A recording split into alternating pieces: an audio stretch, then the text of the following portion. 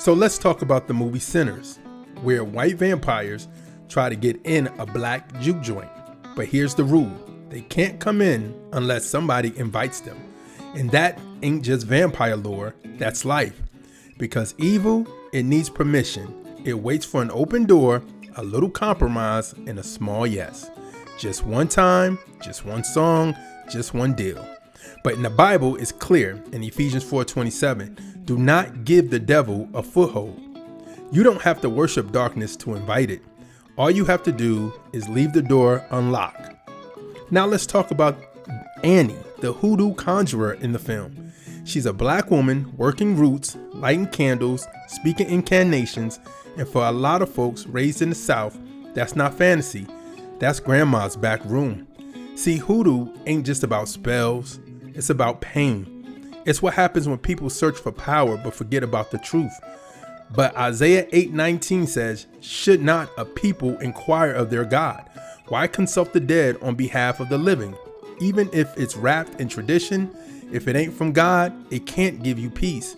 It's cultural, it's spiritual, but biblically, it's dangerous. Deuteronomy 18 is clear. Do not practice divination, sorcery, or witchcraft. Not because God's anti-black or anti-cultural, but because once we start mixing spirits, we confuse the source. We start reaching for power instead of relying on the presence of the Lord. Then you have Sammy, the preacher's son, full of God-given talent, but he leaves the church and trades the cross for chords. He starts playing the blues, but the blues starts playing him. Because here's the thing, evil's attracted to godly talent. The enemy doesn't care about your sin. He's coming for your anointing, your influence, your gift, your sound. Romans 11:29 says the gifts and the calling of God are irrevocable. But what you do with those gifts, that's up to you. And when Sammy plays, the spirits start moving, the dead start whispering, the veil gets thin, and all of a sudden he's connected to something ancient, but not holy. But the Bible warns us in Leviticus 19:31, it says, do not turn to mediums or seek out spiritualists. There's no peace in the grave. Only Jesus holds the key to life and death.